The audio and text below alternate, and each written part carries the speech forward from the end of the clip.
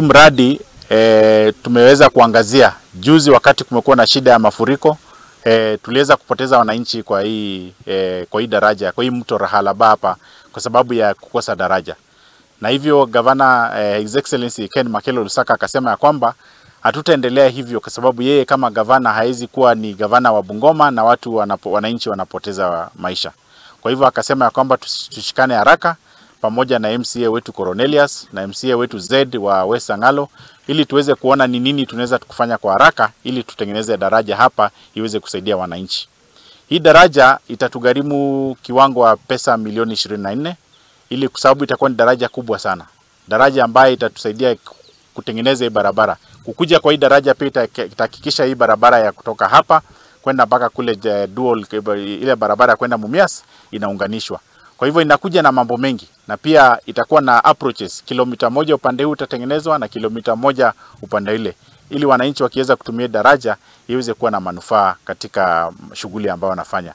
Itaunganisha mambo ya mashule, wale wanaenda hospitali na wale wanaenda kazi na mambo ya kwenda katika soko, ili watu wetu katika Bungoma waweze kufaidika na huu mradi.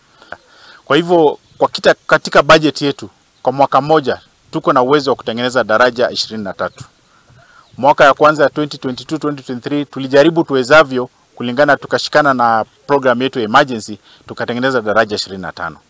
Mwaka huu tunatengeneza daraja 23. Tumespread across the county. So hii ni moja yao wa daraja ambayo tunatengeneza. Hii mradi tutajaribu vile tutaweza. By the end of May structure yenyewe tutakuwa tumemaliza na tumeanza mambo ya barabara. Kwa hivyo tunasema within 2 months tutakuwa tumemaliza na mambo ya structure and the roads na watu watakuwa wanapita juu. Mradi haja yetu ni kumaliza haraka vile tutaweza. Tumeshukuru sana kwa maono ambao mheshimiwa wetu alifikiria, ndio akakuja akakufanyia tendo kama hili. Sasa kwa tendo hili tumefurahi sana. Watoto wetu walikuwa hata hawezi kupita wakienda shuleni. Wengine wanasoma Kitinda, wengine wanasoma huku Msikoma, lakini kupita ilikuwa mbaya. Wanatutengenezea hii miti ya kupitia yako tu inaanguka. Sasa hatukuwako na amani, lakini saa hii vile tumeona tumefurahi na amani.